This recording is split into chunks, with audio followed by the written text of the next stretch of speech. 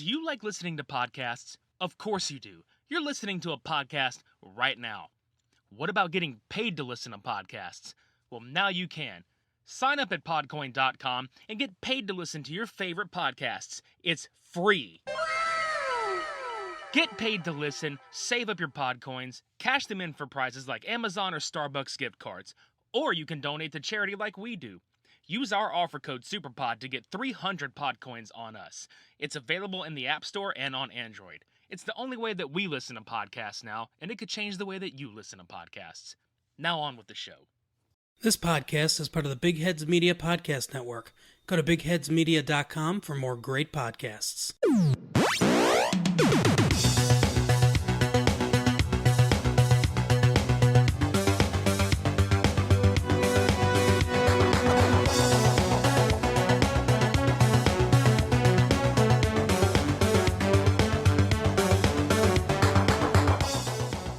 What's up, man?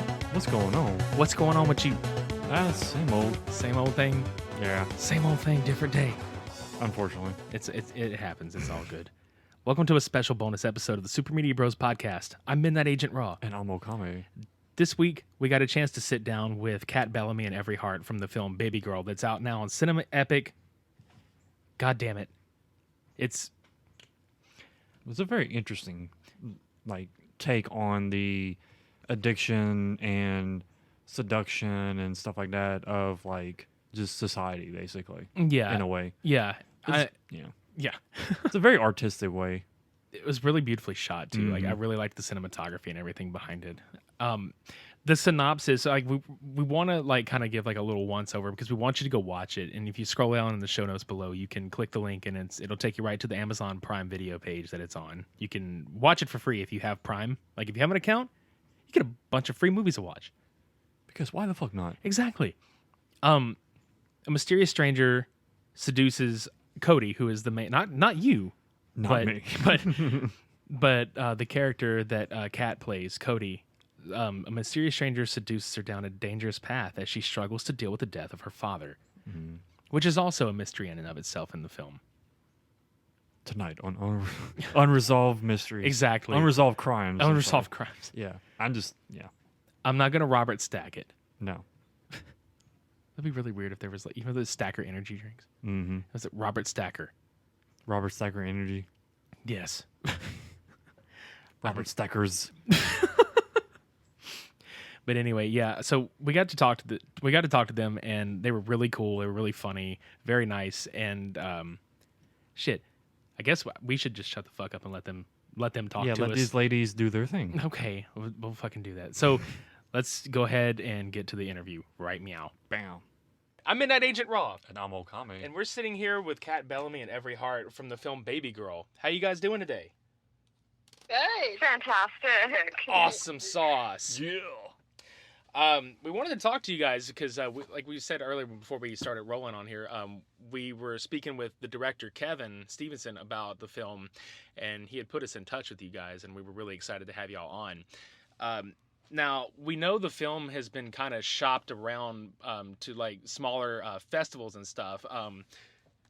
How is this compared to, when you first got started? How did you guys get into acting, and, did you kind of expect it to snowball into getting, roles like this? Kat, you want to go for it first? No, you go ahead. Okay. How I got into acting, I knew as a kid I wanted to be an actor. I tried 10 years ago, and I was just so insecure still as a person. I was like, I can never audition in Hollywood. You know how people's greatest fears are, drowning? My biggest fear growing up was auditioning. So I'm like, I can never be an actor because I can't do this. Right.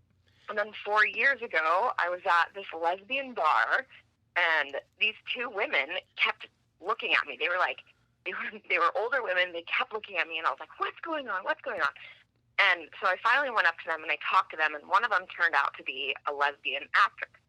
And so they ended up, talking to me, and then the one friend was like, can I take your picture? You look so weird. You look so cool. And I was like, fine, whatever. Take my picture. And then we went out to the desert, and we started filming shorts. And I hadn't been on camera in so long.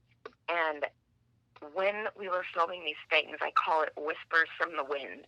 These things that just happened that would tell me where to look or where to walk, and it was the most magical experience I'd ever. So you feel like it came a little natural? Yeah, it was this otherworldly experience, and then I saw the footage, and I was like, bitch, first of all, you've got some talent there, and you look great on camera. And I was burned in a fire in 2012, and after that happened, I was like, I'm not going to live my life with regrets anymore. Mm-hmm. And I knew that if I didn't try acting again, I was going to wake up when I was 80 and regret it. And I didn't want to do that. It's always better. I started throwing myself into auditions before I was even in classes. And I remember standing at the door of my first audition, and I thought that I was going to be so scared because this was the biggest fear of my life. And I wasn't scared at all. I was exhilarated and thrilled. And I went in that door, and I fucking bombed. And I bombed audition after audition after audition until I got into a class and started taking classes. And then all of a sudden, I started booking work. And I was like, I grew up knowing that, like, if you have as many tattoos as I do, you don't get work as an actor. And my career just blew up, and everybody wanted to work with me. And I was like, whoa, this is crazy. And this Baby Girl, this film, was actually the first feature-length film that I had a lead role in. Mm-hmm. And when it came out, I was like, oh my God, I'm so scared. Like, this is a year into my acting. Like, and I was like, oh my God, I don't want to see it. I don't want to see it. And I saw it, and I was like, oh God, I'm like really proud of myself. How did this happen? And it's just, I mean, it's, whew. And then I joined the union and all the work stopped. So here we are. I'm glad we're on your podcast because hopefully this movie, this podcast, and everything that's happening will help like jumpstart my career again. Yeah, absolutely. We're looking to push the film and push you guys too. So what about you, Catt? Thank you guys so much. Oh, absolutely. Well, my story's not that crazy, but I'm only 20 years old, so ever since I was little, I remember I was in the mall one day with my mom getting a birthday present for a little birthday party, and again, I'm from the South, like a really small town, like pretty much grew up just like with not a lot of people, and so everything was very conservative, the things I wanted to do. So anyway, I was in this mall, and my mom couldn't find me anywhere. And they had this, like, I guess, little agency at the mall, and I was, like, filling out these papers at, like, 8 years old. And when my mom found me, I was like, Mom, like, this man's going to put me on TV. Like, I'm going to be on TV. Like, and my mom was just like, oh, my God. Like, she was going through a divorce at the time. I had a brother. And she was just like, come on, like, no. And so I just kept being so persistent about it. And, you know, where I went to school, I went to, like, a private Catholic school in, like, a really small town. And so it was so weird for me to be singing and wanting to act and do all this stuff. So I got, like, pretty bullied pretty bad through, like, my whole life until I came here. So I actually ended up moving when I was 16, just turning 17, just got my license, everything from a small town by myself to LA. With, of course, my parents' support and everything, but I took a risk and came out here and, you know, just went for it, like, went for all my dreams, and I just absolutely fell in love with everything, and just, like, I knew this is where I wanted to be, and LA kind of saved my life with, you know, being over there with just people that didn't believe in me and just bullied, like, super bad. And so this movie actually really, like, if y'all want the full story, I went into this audition, and Diablo, I totally thought was a guy. And I think I had just turned 18 when I went to this audition. This whole time I thought Diablo was a guy, like this was some crazy, like, love story type of thing. And so when I went into my chemistry reads, it was all women there. And so I kept asking everybody, like, where's Diablo? You know, and they were like, oh, we are. So that's when I knew that it was going to be, like, a lesbian film. And I was 18 years old, still a little small-minded. And I'm just, like, I'm so, so thankful that I took on this role. Because at first I was like, I can't do this. Like, that makes me uncomfortable. Like, just so close-minded about it. And, like, I tell Every this all the time, but she has taken away so much judgment from me. And, like, when I see people, it's like there's no judgment anymore. And now that I've done this film, it's like, I don't know, there's just some new type of freedom in me that if I never would have done this, it never would have been there. And so I'm so thankful for that. And again, this was my first feature film that I ever starred in. I had done like a few other films, but not really the star. So yeah, that's my story. You guys are fucking adorable. Oh my gosh, that's so cute. Thank you. Oh, that makes me emotional. That's what I was saying. Like, you guys are fucking adorable. That's amazing. I love that so much. And that story It was, is it was so. I'm sorry to interrupt, but it was so cute because at the chemistry read, Kat and I saw each other, and I was like, I want that to be her, and she was like, I want that to be Diablo. I'm like, so we already knew when we walked in.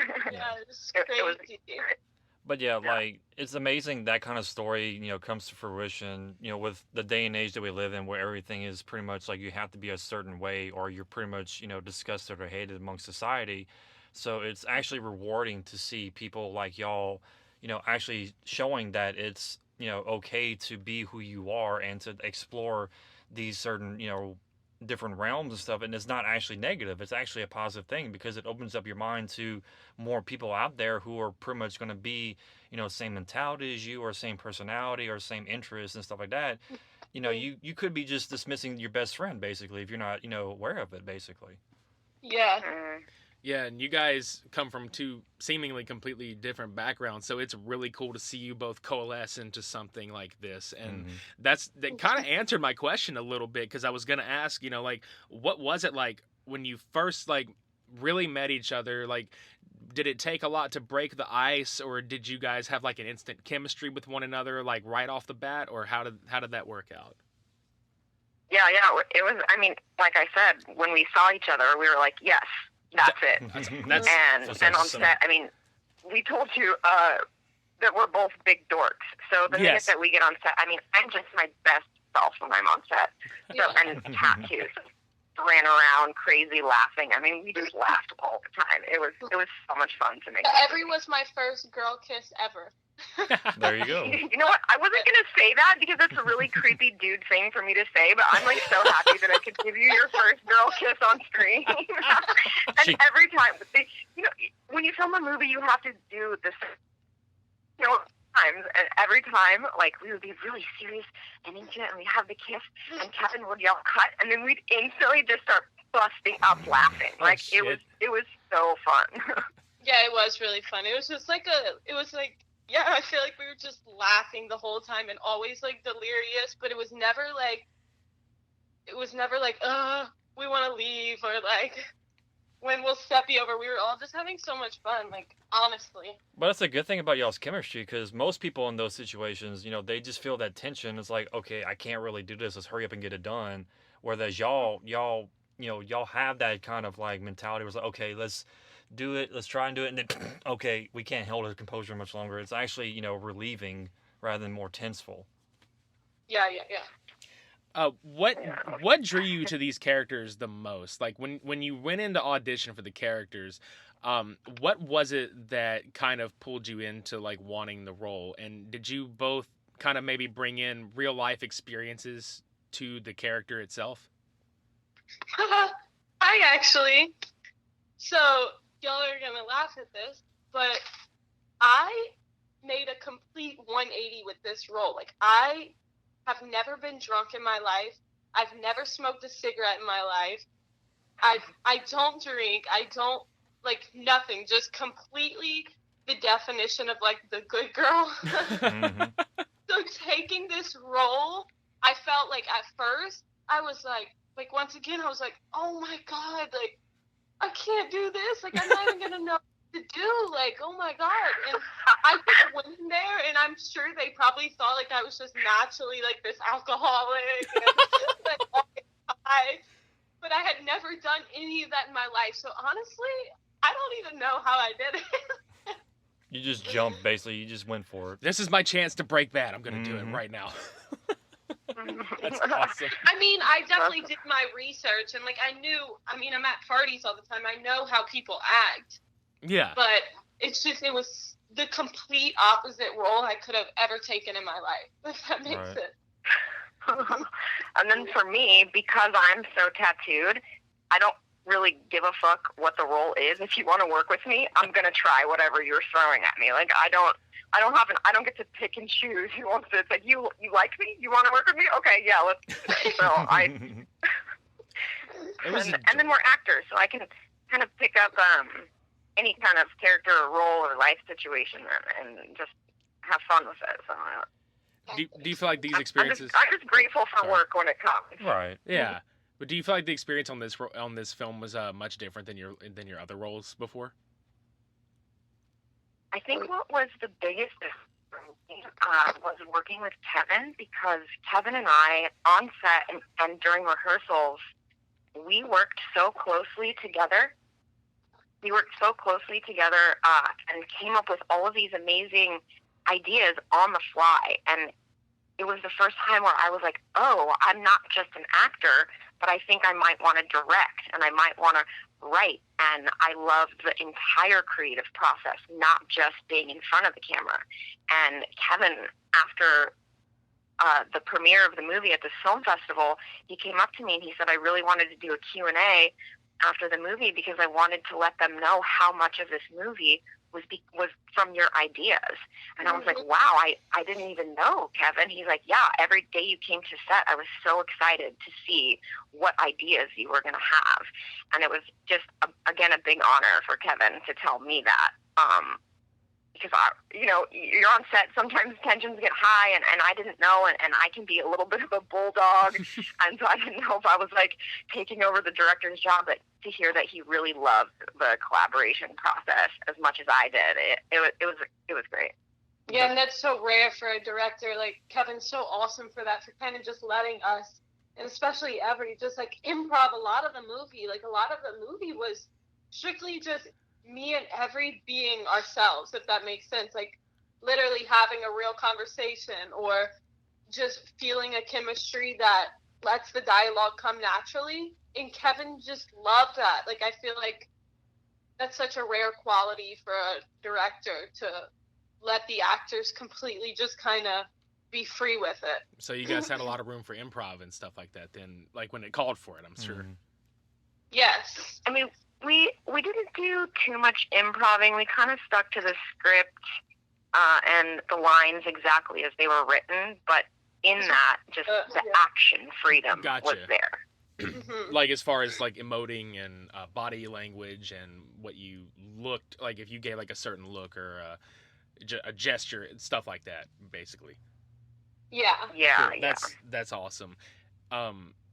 So I know you said about wanting to do directing and stuff like that. I know that's a much different side of the beast, basically. Yeah, it really is. And then I know, Catt, you do music as well. So what's it like to, you pursuing the acting career, but you also have these other aspirations. What do you enjoy doing more?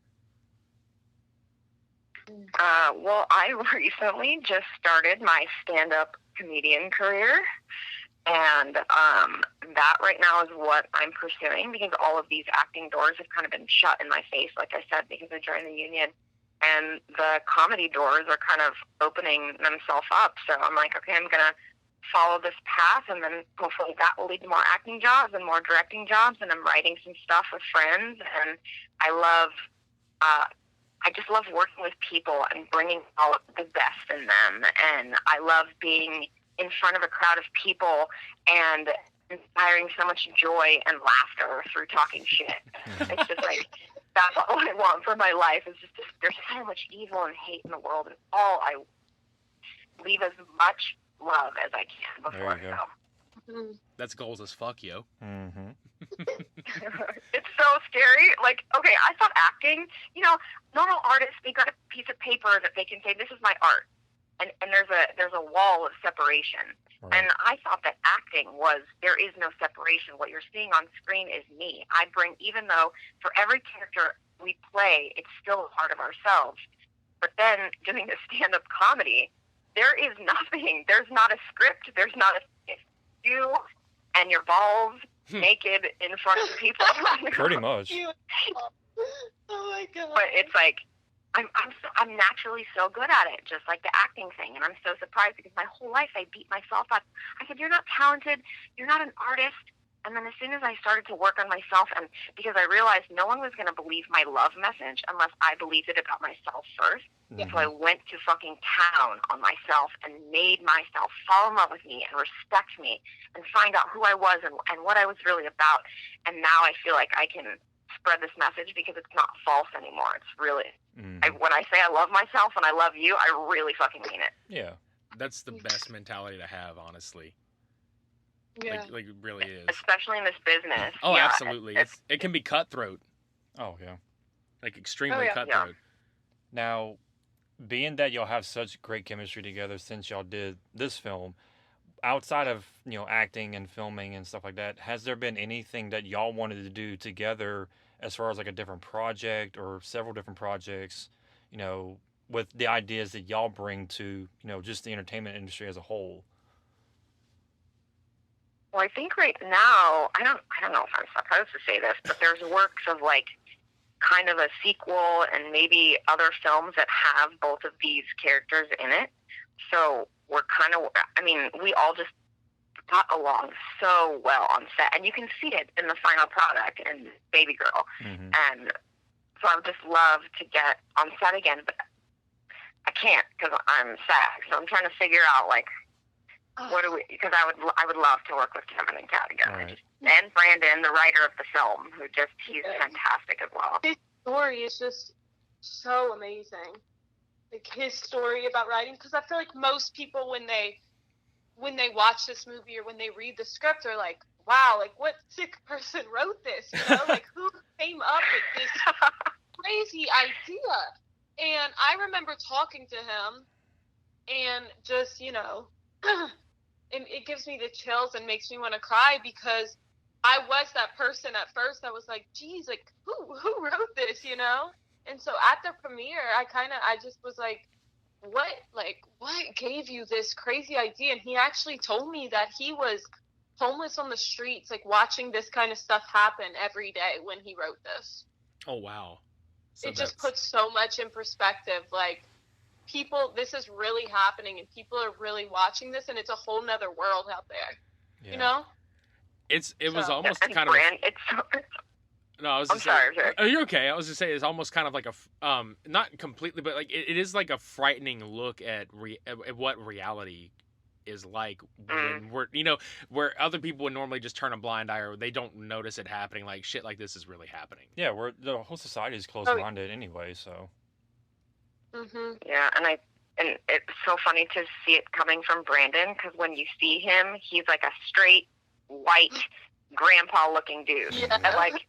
And he has the sweetest, softest voice, and he's just the kindest man. And then I just love people like this who look so vanilla and are so twisted on the inside. But we're all twisted, and he's letting it out. It's beautiful.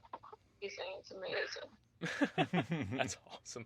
And yeah, because like I said before, the movie is really like a great kind of window into what his experience was as a writer, I would guess, and you guys bringing what you brought to the role. The movie is absolutely wonderful. I think it's beautifully shot. I loved watching it. I loved the chemistry between the two of you guys. Did you really expect it to get traction at first, or like were you thinking maybe like I hope this really goes, kind of blows up or gets somewhere, or did you expect it to go to like the festival circuit and things like that? Because I know I was mentioning before y'all went to the festival circuit with this, and it got some awards. Yes. Yeah. Go, Catt. Sorry. I think at first, so we had filmed it how long ago? Because I remember I'm 20 now and I was 18 when I filmed this. So at first I was like, I didn't really know what was going to happen with it because it was just, movies take so long, and it being one of your first ones, you don't really know what to expect. So as it was going to all these festivals and literally at least almost getting nominations at everyone, not awards at every festival, but almost at every festival we had nominations up for more than one person in the film, and that kind of blew me away. Not that not that I didn't think it was going to do crazy. It was just so new to me, and you don't really go in expecting much. Yeah. So that was, like, I guess low expectations are actually good for that, because it's very exciting to see that kind of stuff happen. Oh, absolutely. Yeah, and I learned very early on that you never get excited about anything you do until you see yourself on screen, and not only that you have to check, but has cleared in the bank. So I put my heart and soul into everything I do, and then I just walk away and forget about it. No hopes, nothing. And then so when stuff happens, I'm like, oh, cool. And then I almost forget to celebrate it, because I'm like, no, it's not real. It's not happening. So this is surreal for me too. Yeah.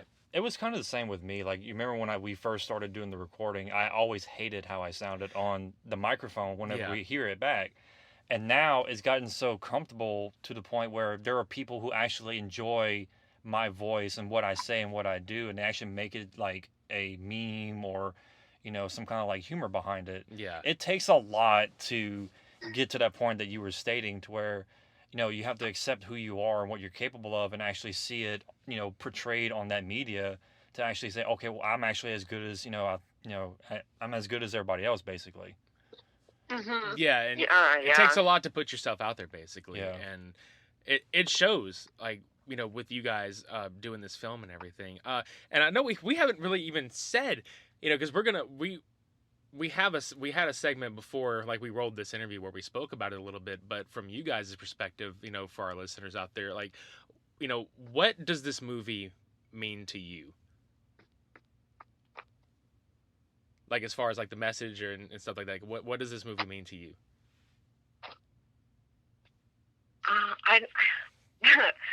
It's still a little lost on me, actually, because I was so involved in it that it's hard to see the message in it when you're living that life. It's just like, you don't think your shit stinks as you're walking through life. You can't see yourself from the outside. But I think the most important part about it for me was that Diablo got abusive and was hitting another woman, because that's not, people don't think that happens. Yeah. And it does. Actually, was my very first lesbian relationship was physically abusive. And I wasn't the abuser. The other girl was.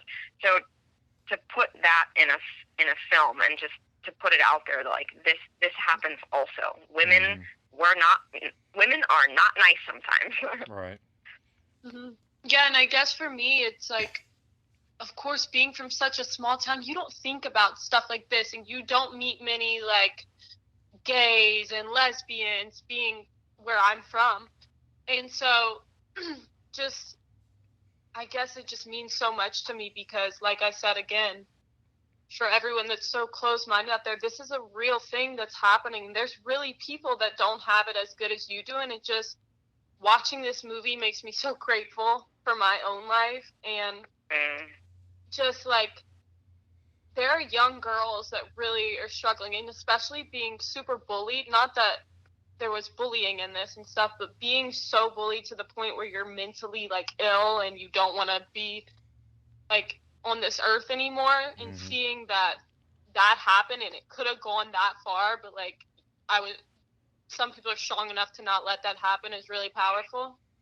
And so, especially, I guess there are some parts of you in it that, show you different things. So yeah, basically appreciate who you are, what you're given, and appreciate everybody around you, basically. Exactly. Well, I never even thought about that, Cat, coming, because I've grown up in this kind of, not the porn, well, sort of, but I've grown up with this kind of knowledge about what happens. I've never even thought about, Cat, like, you've never been exposed to any of that, and I love how it's opened your mind and made you more empathetic to maybe people that you didn't, you just understand people more, knowing where they've come from and what they've been through, and then I can't even, wow, it's great to see a girl from a super small town, your mind just expanded, and then you get to take that back to your small town. Some people, like, from back home, and just because I guarantee you no one from back home expected me to do a movie like this just because of, like, who I am. Like, oh, she's the good girl, you know? But a lot of people, like, I had girls and some guys text me and say, watching this made me, like, tell my parents or tell somebody in my life that I am my sexuality. Like, it from a small town, like, I'm not going to say names or anything, but that blew my mind away. Like, I'm sitting here, like, nervous, like, oh my God, my grandma's going to see this, and people from they're going to, like, you know, you still have that in you where you care what people think a little bit. All right. And just getting those messages was like almost a God saying, like, okay, you were supposed to do this, and it was supposed to affect these people's lives, you know? And that's important. Like, it really is. This is basically like y'all's personal message to the world. Like, this is a thing. Like, this is not to be ignored. Y'all need to start, you know, opening your eyes and seeing what the world around you. Yeah. I love that so much. Like, that, if there's anything that anybody can take away from a film like this, is at least getting the confidence to, you know, come out and stuff. Because, like, Cody and I both have many, many friends in the LGBT community, and we love them dearly. And it's really important for projects like this to exist and to let people know it's okay to be you. Right. Yes. Yes. I kind of get emotional talking about it, but like it's true though, like, Aww. because it's true. Like, you know, Catt, like, we won't, like, you know, divulge as far as, like, cities, but, like, we come from the same areas, so we experience, when you say, like, you know, I come from a small town with, you know, all these different, you know, closed-minded, you know, thoughts and stuff, we get it. We know exactly what you're talking about. So it's important that something like this exists, and we're extremely proud of the both of you for doing a film like this. Right. Okay. Thank you. Oh, absolutely. Do you guys have anything you want to plug before we get out of here? Like social media, you guys are on social media a lot, or? Because I tried to find every on social media, and your Twitter handle had me fucking laughing my ass off. Wait, is it the same one as your Instagram?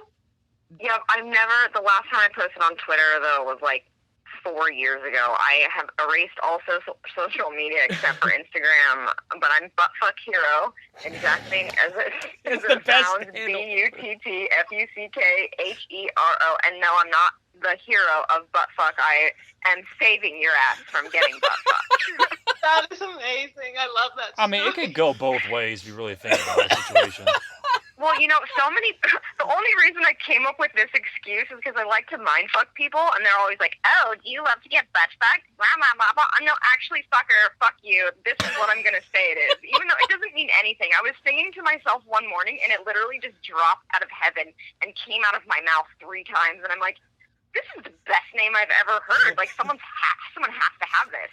No one has it across all social media platforms. I'm like, it is mine. Sing it to the tune of Foreigner's Jukebox Hero. Yeah.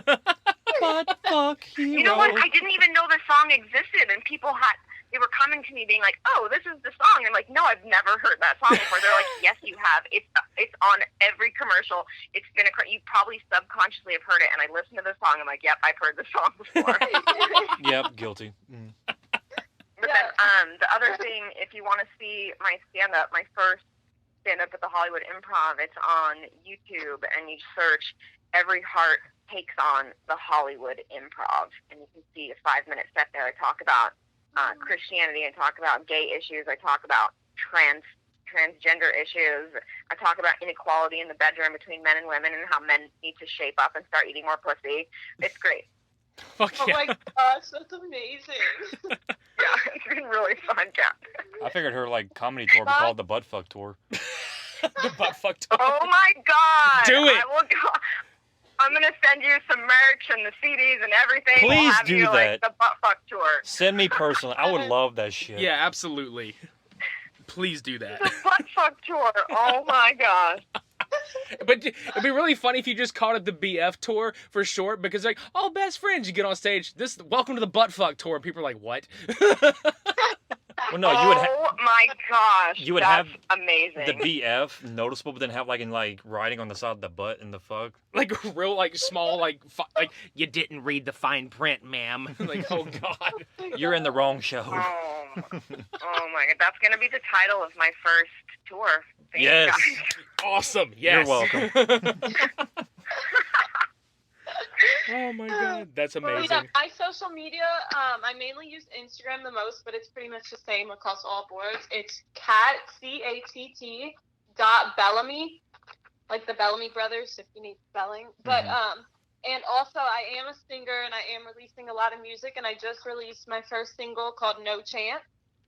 And there's a video, a song, it's on all platforms. So, yeah, y'all can just look out for that. Definitely gonna plug that too. Yeah, we'll put that in the show notes below. If everybody listening right now, if you want to stop what you're doing and scroll up and go watch the comedy act and then go listen to the music, fucking do it right now. What are you waiting for? Yeah.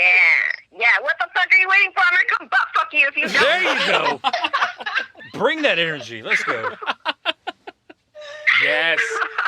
Oh my god, this has been a blast, y'all. We had a really good time talking with you guys today. Same. Me too. And, Yeah, it was great. Thank you guys so much. everybody out there listening, Baby Girl is on Amazon Prime right now. Again, in the show notes below, stop what you're doing, scroll up, go watch it, and then come back and listen to this all over again for more context, because, you should be doing this. Yes. All right. Well, we'll let you guys go. I know, I think you have a flight to catch, if I'm not mistaken, from what Kevin told I me. gotta leave for the airport in about an hour and a half. Alrighty. And, Kat, it was good talking to you as well. You guys have a thank great... you for having us. Oh, we're glad you guys got to come on. We had a fun time. Definitely a pleasure. And let us know whenever you please. guys... Yeah, keep in touch. Like, let us know whenever you guys are doing anything else. We'd love to have y'all back on. Yeah. Yeah, I would love to. It'd be great. Thank you. Awesome. Well, Yeah. you guys Let have us a know good... when it comes out. Yeah, absolutely. And you guys, like I said, let us know whenever your stuff, whatever you do comes out, and we'll make arrangements to get y'all back on. Perfect. Okay, hopefully I'll be in Louisiana in a year on my first buttfuck comedy tour, and I'll Hell yeah. Right? come to my show. Seriously, we'll come see you guys. We We'll would love get to come everybody see to you come to that show. guys. All right. Well, you guys have a good one, okay? We'll talk to y'all later. Okay, y'all too. All right, you Okay, too. bye, guys. Peace. Bye.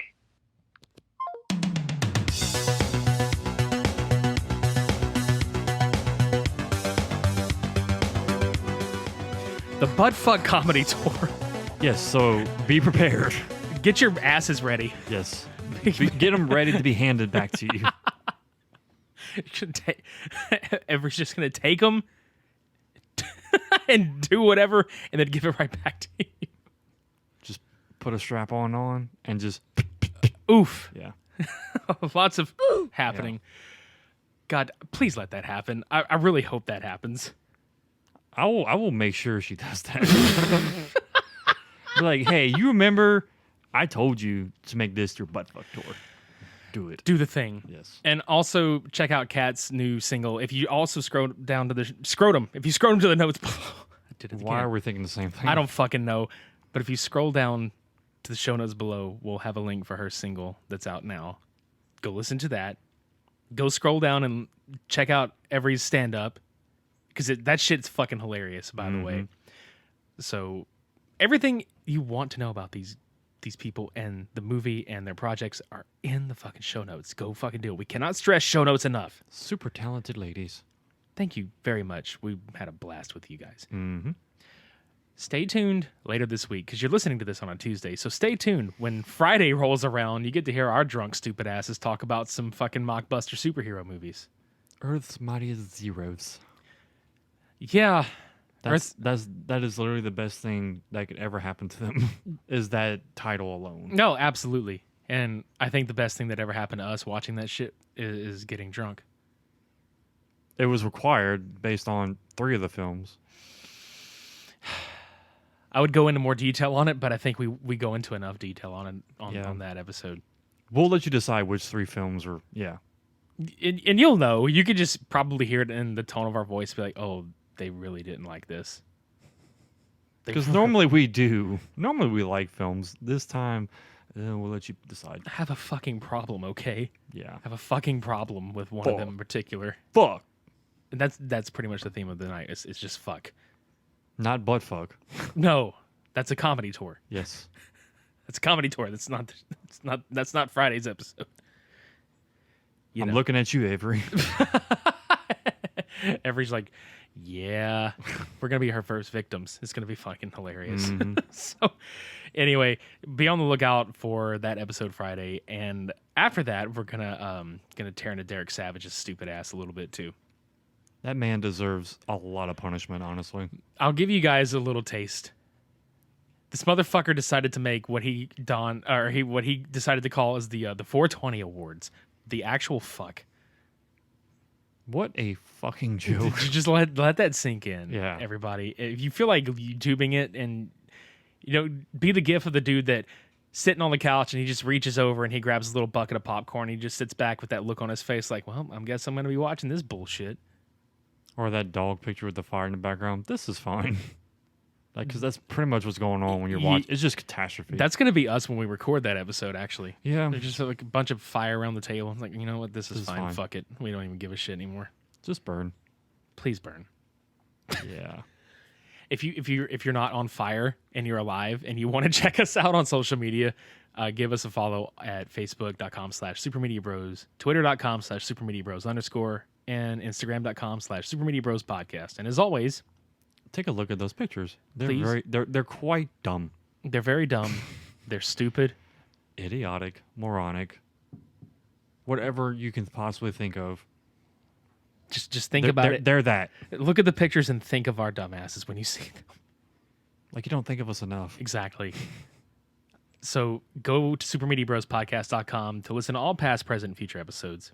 Go buy a t-shirt at our Store Frontier site. Put us on your body. Please wear us proudly. Yes. You can sweat through the t-shirt and know that we are there for you. I'm just thinking of what was that song? Baby Got Back. Baby got bro. Sweat. Got it on like a turbo vet. Can we make that? Let's make turtleneck sweaters. I'm down. I'm down too. God damn it! Fuck it. Like what is it, Tim and Eric show? Where they had that one part with the Yes. Just that turtlenecks everywhere. And if you would like to support us monetarily, patreon.com/supermediabros. We have a $2 and a $5 tier. One of them gets you our undying love and support, and you help support the show. And the other gets you that, plus some stickers, button, coaster while they last, and 1 to 4 bonus episodes per month from us. You get extra us all over the place. Stuff that nobody else will hear at all. And it's just for you. Ever. It's just for you. That's it for everything this week. Everything. On everything. Exactly. But yeah, check the movie out in the show notes below. Kevin Stevenson did a great job directing this, and Avery and Catt did an awesome job in the film. So go support them and support all indie, except for the fucking one movie that we're fucking gonna talk shit about Friday. Yeah. Because I ain't in the mood for that shit. Not anymore. Not anymore. Anyway, for this week, I've been Midnight Agent Raw. And I've been Okame. We'll catch you guys next time. Yep.